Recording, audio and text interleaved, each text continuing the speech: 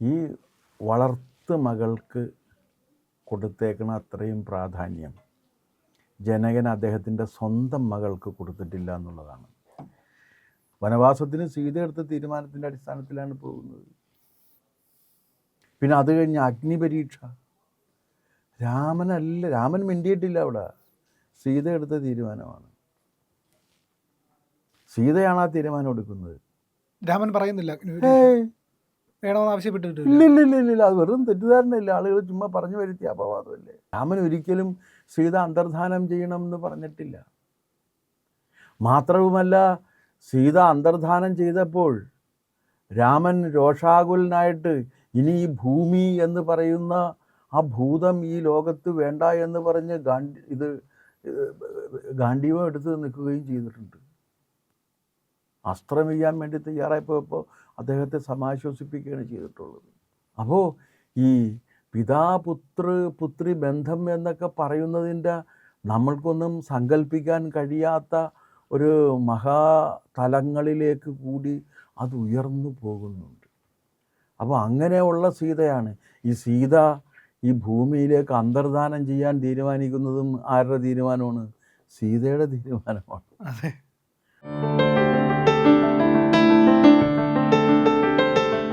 സീതാദേവിയെ ഭാരതം ആരാധനയോടുകൂടിയാണ് നോക്കുന്നത്.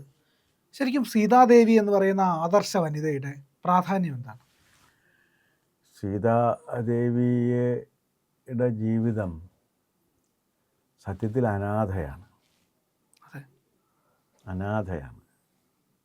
എന്നാൽ ഭൂമിയിൽ നിന്ന് കിട്ടി എന്നുള്ളതാണ് പറയുന്നത്.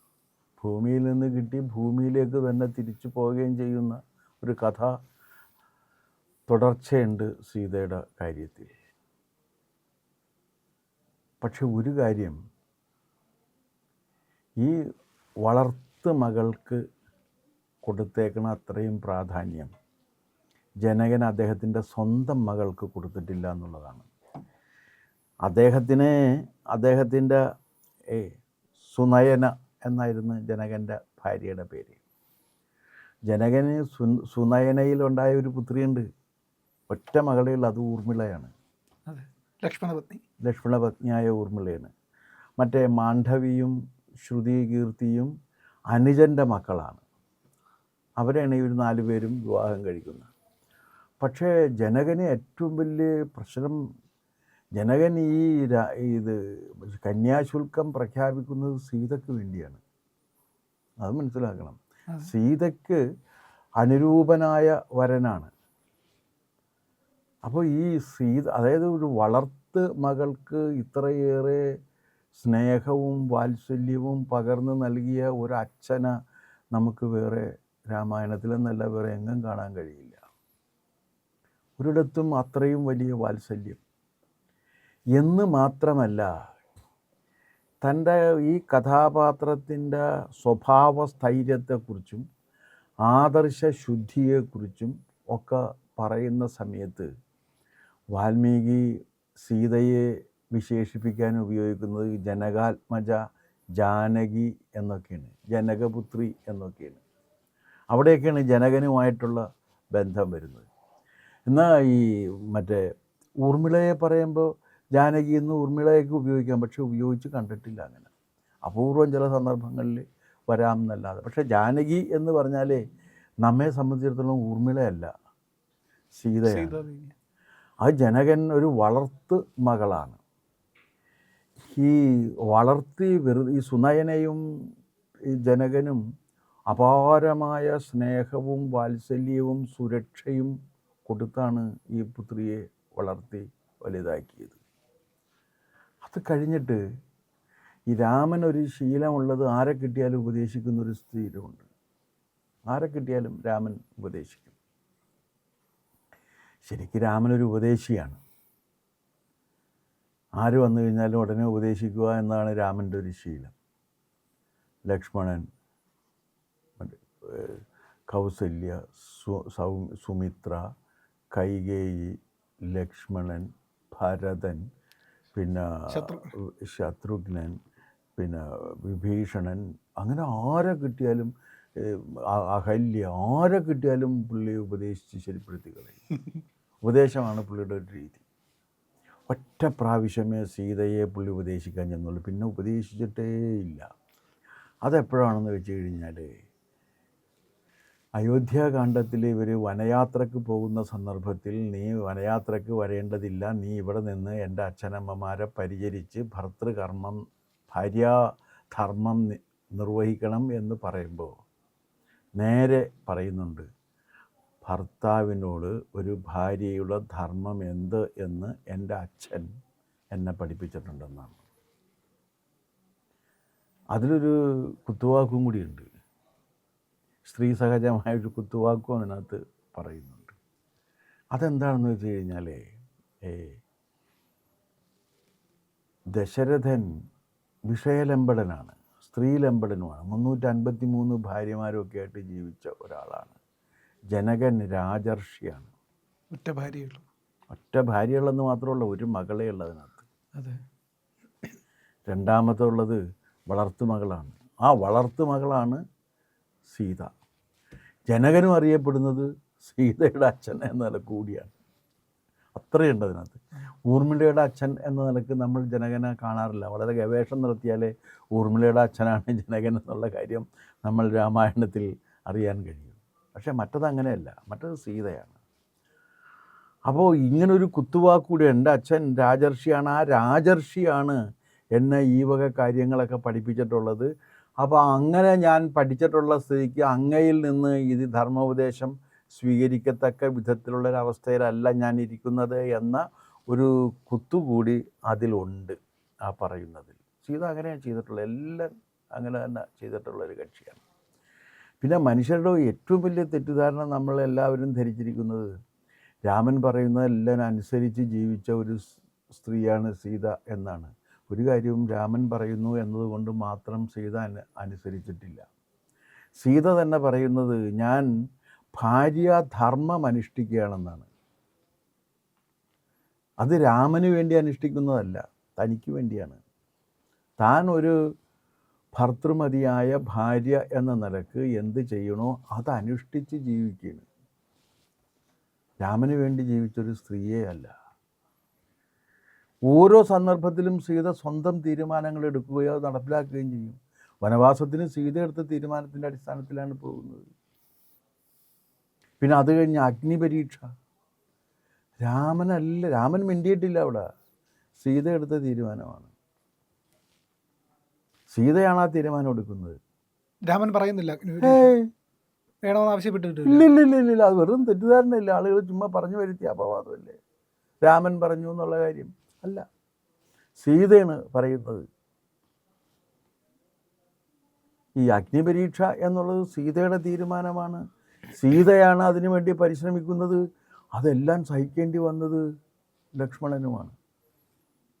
അല്ലാതെ നിസ്സഹായനായി നിന്നുകൊണ്ട് ഈ വേദന മുഴുവൻ സഹിച്ചു നിൽക്കുന്നത് ലക്ഷ്മണനാണ്. ഇത്രയേറെ രാമൻ്റെ ഒരു മഹത്വം സ്ഥാപിക്കുന്നതിന് വേണ്ടി ഇത്രയേറെ ത്യാഗം സഹിച്ചിട്ടുള്ള വേറൊരാൾ ഉണ്ടോ എന്ന് സംശയമാണ് ലക്ഷ്മണനെ പോലെ. അത്ര ത്യാഗം സഹിച്ചിട്ടുണ്ട്. എല്ലാ പ്രധാനപ്പെട്ട രാമന് എടുക്കാൻ പ്രയാസമുള്ള തീരുമാനങ്ങളെല്ലാം എടുക്കുകയും അത് നടപ്പിലാക്കുകയും ചെയ്യുമ്പോൾ ലക്ഷ്മണനാണ് അത് നടപ്പിലാക്കുന്നത്. സീതയെ വാൽമീകിയുടെ ആശ്രമത്തിൽ ഉപേക്ഷിക്കാൻ പറഞ്ഞു വിടുന്നതും ലക്ഷ്മണനെയാണ്. എത്ര ഹൃദയഭേദകമാണ് ആ രംഗം. അതുകൊണ്ട് ചെയ്തിട്ട് വരെയാണ്. അപ്പോൾ ഇത് കഴിഞ്ഞ് സീത ഭൂമിയിലേക്ക് അന്തർധാനം ചെയ്യുന്നതും സീതയുടെ തീരുമാനമായിരുന്നു, രാമൻ്റെ തീരുമാനമല്ല. രാമൻ ഒരിക്കലും സീത അന്തർധാനം ചെയ്യണമെന്ന് പറഞ്ഞിട്ടില്ല. മാത്രവുമല്ല, സീത അന്തർധാനം ചെയ്തപ്പോൾ രാമൻ രോഷാകുലനായിട്ട് ഇനി ഈ ഭൂമി എന്ന് പറയുന്ന ആ ഭൂതം ഈ ലോകത്ത് വേണ്ട എന്ന് പറഞ്ഞ് ഗാണ്ഡീവം എടുത്ത് നിൽക്കുകയും ചെയ്തിട്ടുണ്ട്. അസ്ത്രം ചെയ്യാൻ വേണ്ടി തയ്യാറായപ്പോൾ അദ്ദേഹത്തെ സമാശ്വസിപ്പിക്കുകയാണ് ചെയ്തിട്ടുള്ളത്. അതുകൊണ്ടാണ് ഇത് സ്വർഗത്തിലേക്ക് ഉയരുവാൻ നിൽക്കുമ്പോൾ പോലും ദാശരഥി, അയ്യോ പണിക്കർ സാറ് ആ ഭാഗത്തെക്കുറിച്ച് എഴുതിയിട്ടുണ്ട്. സ്വർഗത്തിലേക്ക് ഉയരുവാൻ നിൽക്കെ ദാശരഥി പക്ഷേ പറഞ്ഞതിതു മാത്രം, നക്തഞ്ചരേന്ദ്രൻ ഒരു ദുർഭൂതമായി മരണ നൃത്തം ചവിട്ടി മമഹൃത്തിൽ വൈകാത നിന്നുദര വീര്യം പകർന്ന് മമ വൈദേഹീയത്തരിക ധാത്രി. ധാത്രി എന്ന് പറഞ്ഞാൽ ഭൂമിയോട് ആവശ്യപ്പെടുന്നത് എനിക്ക് എൻ്റെ സീതയെ വേണം എന്നാണ്. അത്ര ഗാഠമായിരുന്നു. എന്ന് മാത്രമല്ല, അഗ്നിപരീക്ഷയുടെ രംഗത്ത് രാമൻ അനന്യ ഹൃദയാം സീതാം മച്ചിത്ത പരിരക്ഷിണീം എന്നാണ് വാൽമീകി പറയുന്നത്. അനന്യഹൃദയായ സീത എൻ്റെ ആത്മരക്ഷകയാണെന്നാണ് പറയുന്നത്. ഇതുപോലുള്ള ഒരു ബഹുമതി വേറെ ആർക്ക് കിട്ടും? ഒരാൾക്കും കിട്ടില്ല. പക്ഷേ ഈ ജനകൻ്റെ മകളാണ് താൻ എന്നുള്ളത് അവസാനം ഭൂമിയിലേക്ക് അന്തർധാനം ചെയ്യുന്നതിന് വേണ്ടി സീത ഇരിക്കുന്ന രംഗം, ആ രാത്രിയാണ് കുമാരനാശാൻ ചിന്താവിഷ്ടയായ സീതയ്ക്ക് ഒരു ഇതിവൃത്തമായി സ്വീകരിച്ചത്. അതിൽ ആശാൻ വളരെ ഇതായിട്ട് ഇങ്ങനെ ഓരോന്നിനോടും സീത യാത്ര പറയുന്നുണ്ട്. ആ യാത്ര പറഞ്ഞു പോകുന്നതിൽ ഏറ്റവും ആർദ്രമായി എനിക്ക് തോന്നിയൊരു കാര്യം എന്താണെന്ന് വെച്ച് കഴിഞ്ഞാൽ, ജനകനെ സ്മരിക്കുന്നൊരു രംഗമുണ്ട്. അതിഗംഭീരമാണത്. സുസിതാംബരനായി വെള്ള വസ്ത്രം ധരിച്ച്, ഏറ്റവും തൂവെള്ള വസ്ത്രം ധരിച്ച്, സുസിതാംബരനായി വൃദ്ധനായി, ബിസനീതന്തു മരീചികേശനായി, താമരനൂലിൻ്റെ വെളുത്ത താമരനൂലില്ലേ അതുപോലുള്ള മുടി, മരീചികേശനായി, ലസിതസ്മിതനായ, ചന്ദ്രികാഭസിതസ്നാത, മൃഗാംഗ കൈതൊഴാം എന്നാണ് പറയുന്നത്. ആ ചാന്ദ്രരശ്മികളാകുന്ന ഭസ്മത്തിൽ കുളിച്ച് നിൽക്കുന്ന തൂവെള്ള വസ്ത്രമെടുത്ത വൃദ്ധൻ, നല്ല നരച്ച തലമുടിയോടും കൂടിയിരിക്കുന്ന ആ വൃദ്ധനെ പറയുമ്പോൾ അതിനകത്ത് ഒരു കാര്യം കുമാരു ഒളിപ്പിച്ചു വച്ചേക്കണം. എന്താണെന്ന് വെച്ചാൽ ഈ മൃഗാംഗൻ എന്ന് പറഞ്ഞ് അവൾ ഉപയോഗിച്ചിട്ടുണ്ട്. കാരണം ചന്ദ്രൻ്റെ മടിയിലിരിക്കുന്നതാണ് ആ മാൻകുട്ടി എന്നാണ് നമ്മുടെ സങ്കല്പം. ആ മാൻകുട്ടി ചന്ദ്രൻ്റെ മടിയിലിരിക്കുകയാണ്. ഒന്ന് കട്ട് ചെയ്ത് നോക്കിയേ അതെങ്ങനെ വരുമെന്ന്.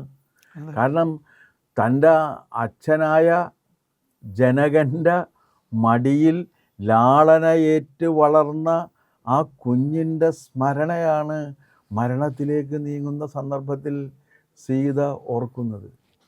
ഒരു കാര്യം നിങ്ങൾ മനസ്സിലാക്കണം, ഒരു വളർത്തു മകളാണ്. ആ വളർത്തു മകൾ മരണത്തിലേക്ക് നടന്ന് നീങ്ങുന്ന സന്ദർഭത്തിൽ ഓർക്കുന്നത് ഇതാണ്. അപ്പോൾ എത്ര ഗാഠമായ വാത്സല്യം അവർ അനുഭവിച്ചിരിക്കും. അച്ഛനിൽ നിന്ന് ലഭിക്കേണ്ട സുരക്ഷ, കരുതൽ, വാത്സല്യം, പരിഗണന, ഇതൊക്കെ മനസ്സിൽ നിന്ന് പറിച്ചു മാറ്റാൻ കഴിയാതിരിക്കുകയും എല്ലാം കഴിഞ്ഞ് താൻ മരണത്തിലേക്ക് നീങ്ങുന്നു, തനിക്ക് വേറെ മാർഗമില്ല, മാധവീദേവി എന്നെ സ്വീകരിക്കൂ എന്ന് പറഞ്ഞുകൊണ്ട് മരണത്തിലേക്കല്ല ഭൂമിയുടെ മകളായി വന്ന് ഭൂമിയിലേക്ക് അന്തർധാനം ചെയ്തു പോവുകയാണ്. സീത എവിടെ? ഭൂമിയുടെ മകളാണ്. ഭൂമിപുത്രിയായ സീത വന്നിട്ട് ആ ഭൂമിയിലേക്ക് തന്നെ അന്തർധാനം ചെയ്തു പോകുന്നതിന് മുൻപ് സീത അനുസ്മരിക്കുന്നത് ഈ പിതാവിനെയാണ്. അതാ ലാളനയുടെ ചിത്രം വരുന്ന കണ്ട, അച്ഛൻ്റെ മടിയിലിരിക്കുന്ന കുഞ്ഞു കുട്ടിയായി അച്ഛൻ്റെ മടിയിലിരുന്ന് താൻ അനുഭവിച്ച വാത്സല്യത്തിൻ്റെയും സ്നേഹത്തിൻ്റെയും ലാളനയുടെയും ആ സ്മരണ ഈ മരണത്തിൻ്റെ സന്ദർഭത്തിൽ കൂടി ഓർത്തുകൊണ്ടുള്ള പുത്രി ബന്ധത്തിൻ്റെ ഗാഠമായ അനുഭവം നമുക്ക് അതിൽ കാണാൻ കഴിയുന്നുണ്ട്. അതുകൊണ്ടൊക്കെയാണ് കുമാരനാശാൻ വലിയ കവിയാണെന്നൊക്കെ പറയാനും കാരണം ആ സ്മരണയാണ് വരുന്നത്. ഇത് പ്രകൃതിയിൽ വരുന്ന സന്ധ്യയോടും പ്രഭാതത്തോടും ഒക്കെ യാത്ര പറയുന്നുണ്ട്. പൂക്കളോട് യാത്ര പറയുന്നുണ്ട്, നക്ഷത്രങ്ങളോട് യാത്ര പറയുന്നുണ്ട്. പൂക്കളിൽ തന്നെ ക്രമമന്യ നിങ്ങളിൽ ഭ്രമം പൂണ്ടവൾ യാത്ര ചൊല്ലൂ എന്നാണ് പറയുന്നത്. സ്വയം അന്തിയിലും വെളുപ്പിനും നിയതം ചിത്രവിരിപ്പ് നെയ്തുടൻ വിതയാതല വാതിൽ മൂടുമൻ പ്രിയസന്ധ്യയെ ഭവതിക്ക് വന്ദനം എന്നാണ് പറയുന്നത്. അങ്ങനെ ഈ പ്രഭാതത്തോടും പ്രദോഷത്തോടും നക്ഷത്രത്തോടും സൂര്യനോടും ഒക്കെ പറയുമ്പോൾ, യാത്ര പറഞ്ഞു വരുമ്പോൾ അച്ഛനെക്കുറിച്ച് ഓർക്കുമ്പോഴെല്ലാം ഈ